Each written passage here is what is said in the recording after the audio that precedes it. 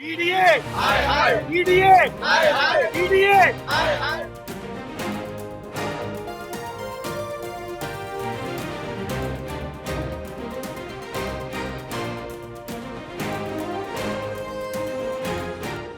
किसी दो देशों को सरहदों को आपने देखा होगा, कुछ वैसी ही तस्वीर आपको देश की राजधानी दिल्ली के बीचों बीच शहर में दिखा रहा है। वसंत कुंज का ये पॉश इलाका है, डीडीए फ्लैट्स है, लेकिन इसका जो गेट है ऐसे लगता है जैसे किसी दो देशों की सरहद होती है। ऐसा अमूमन देखा जाता है।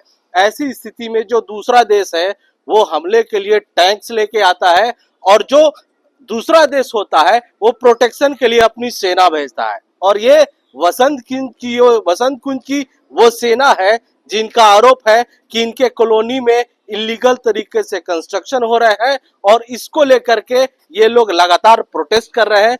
पिछले बार कई बार दिल्ली तक ने इस खबर को दिखाया था, बावजूद इसके प्रशासन कोई कदम नहीं उठा रहा। लिहाजा आज एक बार फिर से शांति तौर पर ये लोग यहाँ प्रोटेस्ट कर रहे हैं। बेहद अनोखा प्रोटेस्ट है। देखिए, ये जो मशीन है ये बेहद खतरनाक है। कहीं ना कहीं अगर जो कहा जाए ये लोग जान हथेली पे लेके बैठे हैं तो इससे भी गुरेज नहीं किया जा सकता, क्योंकि इस तरह का जो कोई भी इसका पार्ट गिरे तो किसी को भी घायल कर सकता है। लेकिन बात जब अपने घर को बचाने की हो तो कोई भी किसी हद तक जा सकता है, और आज इसीलिए वसंत कुंज के लोग जो है यहाँ पे सड़कों पे बैठे हैं। मैम, आपने कई सालों से अपने इलाके को देखा होगा, और आज क्या नौबत आ गई कि इस उम्र में आप सड़क पे बैठ गए हैं? क्योंकि हम पीसफुली रहना चाहते हैं। हम ये जो गर्दा उड़ेगा, जब ये कंस्ट्रक्शन होगी, जब इतने अंदर ट्रक्स आएंगे, व्हीकल्स आएंगे, टैंकर्स आएंगे, मजदूर आएंगे, तो 5-7 साल तक हम लोगों के लिए रहने लायक नहीं रहेगी ये जगह। पोल्यूशन होगा, नॉइज होगी, पानी वगैरह की किल्लत हो सकती है, कुछ भी हो सकता है।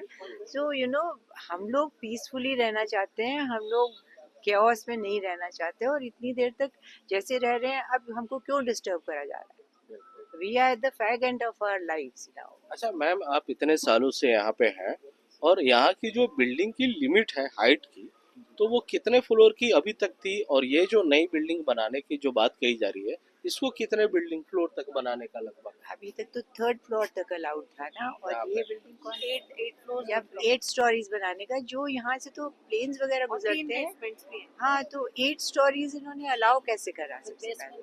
हम्म। और बेसमेंट्स भी है, तो हमारे लिए तो ये बहुत मुश्किल होने वाला है। देखिए, ऐसा है कि देश की राजधानी में हाई राइज बिल्डिंग को लेकर के कई तरह के सवाल उठते हैं। कोई अगर प्राइवेट आदमी बनाना चाहे तो भाई साहब उसको जो है सिस्टम के दफ्तर के चक्कर काटते रह जाएंगे, लेकिन हाई राइज बिल्डिंग की परमिशन नहीं मिलती।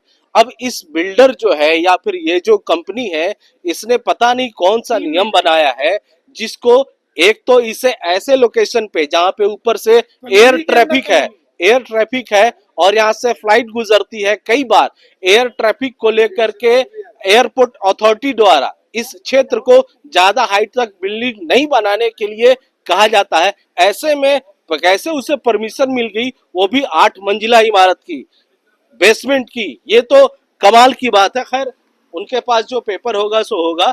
आप बताइए मैम, जो आप लोग बैठी हैं यहाँ पे, तो अब आप लोगों का क्या है? क्योंकि हमने भी देखा आप लोगों ने कैंडल मार्च निकाला, प्रोटेस्ट निकाला, तमाम प्रोटेस्ट कर रही हैं आप लोग, लेकिन अब क्या स्थिति बनी है आप लोग?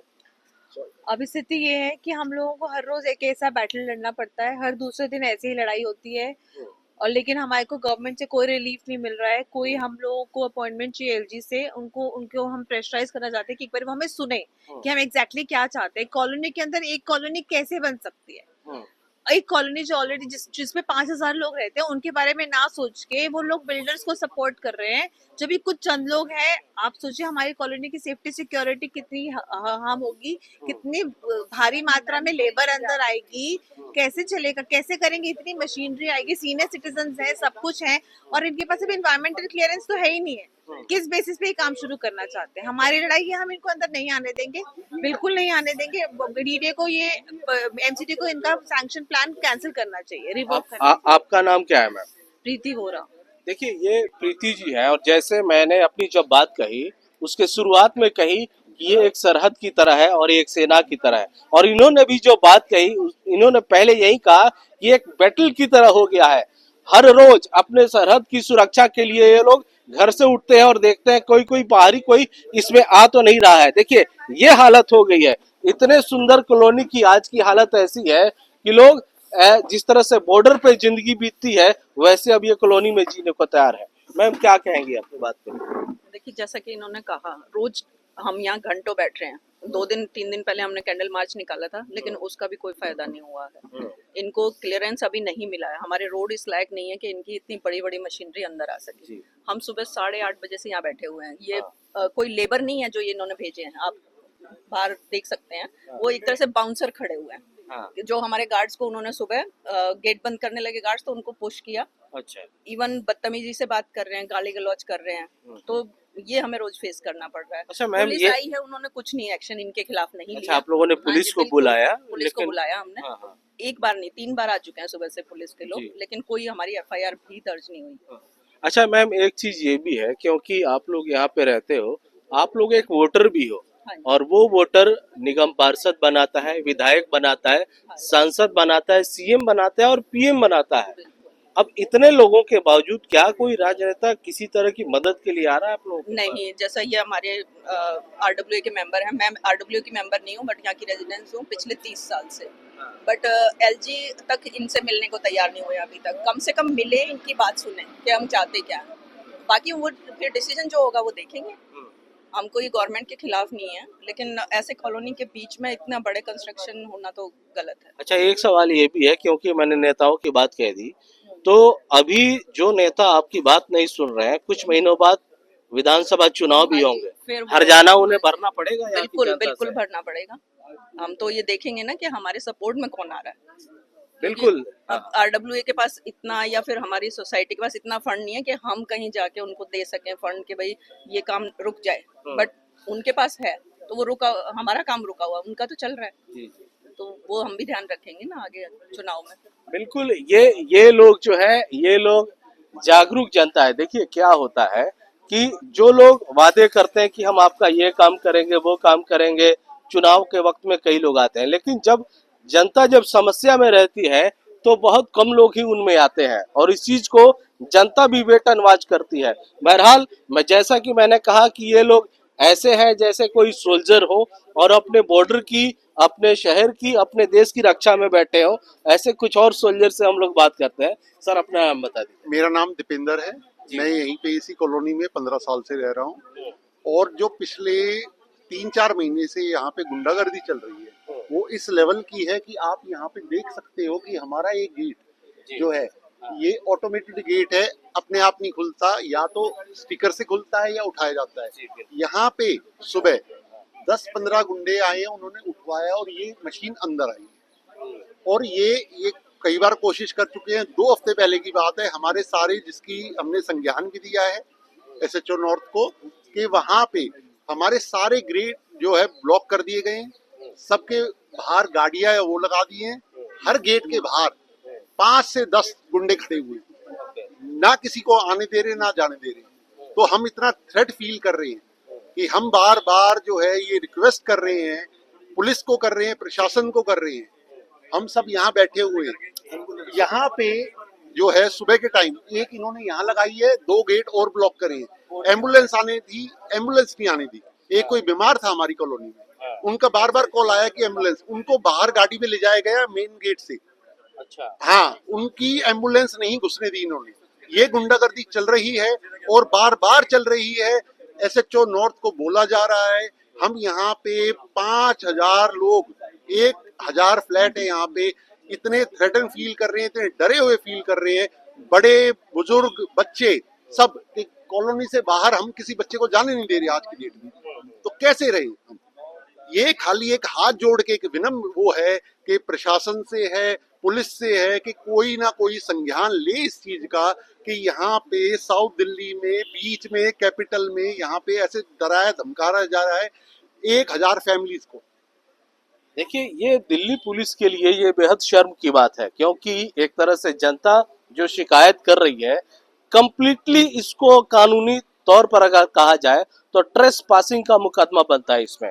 और किसी एक घर में नहीं, पूरे कॉलोनी में इस तरह से किसी का रास्ता बंद किया जाए या फोर्सफुली किसी के कॉलोनी में घुसा जाए तो ये कानूनन अपराध होता है। रही बात लोगों के संवैधानिक अधिकार की, तो किसी के भी रास्ते को बंद करना, जैसे कि सर बता रहे थे, एम्बुलेंस नहीं निकल पाया, ये बेहद खतरे की घंटी है और इसको लेकर के पुलिस को संज्ञान लेना चाहिए। चलिए, जो विवाद है वो अपनी जगह पे है, लेकिन इस तरह का मानवाधिकारिक जो उनके जो हक होते हैं उसको लेकर के ये गलत है। ये सर आप क्या कहेंगे इस पूरे मामले में? आप ही की बात को मैं कंप्लीट कर दूं। आज से कुछ दिन पहले सारे गेटों पे गाड़ियां खड़ी कर दी गई थी और वो एक इलीगल कन्फाइनमेंट होती है। कन्फाइनमेंट, इलीगल कन्फाइनमेंट का केस बनता है, उसके अंदर 323, 341 धारा अट्रैक्ट होती है और उसके खिलाफ, बिल्डर के खिलाफ ये धारा बनती है जो कि पुलिस को करनी चाहिए। लेकिन आपके सामने है, ये बुलडोजर दिख रहा है, हमारा रास्ता रोका हुआ है, तो ये इलीगल है। 323, 341 धारा अट्रैक्ट होती है, केस बनना चाहिए ये। और अब देखिए पुलिस क्यों नहीं कर रही, क्या कर रही है, क्या रीजन है, वो पुलिस देखे। हम तो इतना जानते हैं कि डीडीए ने हमारी कॉलोनी के साथ गलत किया। डीडीए इटसेल्फ के खिलाफ 420 रजिस्टर होनी चाहिए कि हमें सब्ज बाग दिखाए गए, 4 मंजिला फ्लैट है, ये यहाँ पे पार्क है, ये यहाँ पे फैसिलिटीज है, और उसके बीच में 8 मंजिला फ्लैट लाके खड़े कर रहे हैं। ये कहाँ का रूल है? 1971 के मास्टर प्लान में कुछ था और आज 324 में कुछ और 350 में कुछ और कर देंगे। ये कौन सा तरीका है? कॉलोनी के अंदर कॉलोनी बिल्कुल नहीं बनने देंगे। उसके लिए हम सारे चाहे मर जाए। मैं कुछ गलत बात कह रहा हूँ? सब सहमत हो?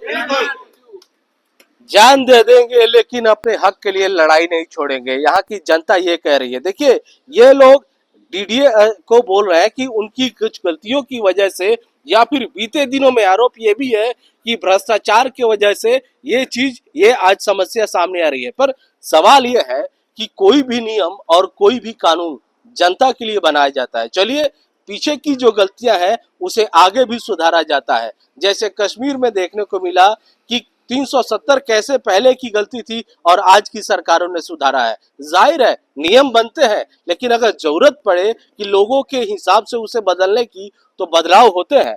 सर आप बताइए, जिस तरह से आप बताइए सर, आप भी बताइए। मैं नहीं बता पा रहा हूँ। अच्छा, चलो मैं थोड़ी ठीक है सर, कोई बात नहीं। आप बताइए सर, आप क्या कहेंगे? जो ये समस्या हो रही है, कब तक रहेगी आप लोगों को काम? देखिए, प्रॉब्लम तो इन्होंने क्रिएट किया है। ये देखिए पीछे जो हाइड्रा खड़ा है और यहाँ की सड़कें देखिए आप, ये इससे गुजरेगा तो कैसे काम चलेगा? उसके बाद ये लोग 8 मंजिला इमारत तो बना रहे हैं, नीचे भी 3 लेवल की बेसमेंट बना रहे हैं और ये रोकी एरिया है। जब इस पे ठोका जाएगा, इसको जब करेंगे ड्रिल, तो ट्रेमर्स होंगे, आसपास के फ्लैट भी हिल सकते हैं। ये एक हमने किसी तरह से इस पॉकेट को स्वर्ग बना के रखा था, ये नर्क बनाने का काम हो रहा है। जब तक कंस्ट्रक्शन चलेगी बहुत प्रॉब्लम्स आएंगी। जी, तो स्वर्ग समझ कर आए थे और नर्क में तब्दील होने जा रहा है, इस बात की शिकायत यहाँ के लोग कर रहे हैं और लगातार यहाँ पे प्रोटेस्ट कर रहे हैं। दिन हो या रात, कैंडल मार्च हो या फिर इस तरह का प्रदर्शन, लगातार ये लोग कर रहे हैं और मांग यही है कि चाहे कुछ भी हो जाए, अपनी अधिकारों के लिए अपनी कॉलोनी का बुरा हाल नहीं होने देंगे, चाहे इसके लिए कितने दिनों तक धरने पर बैठना पड़े। अमरदीप कुमार, दिल्ली तक।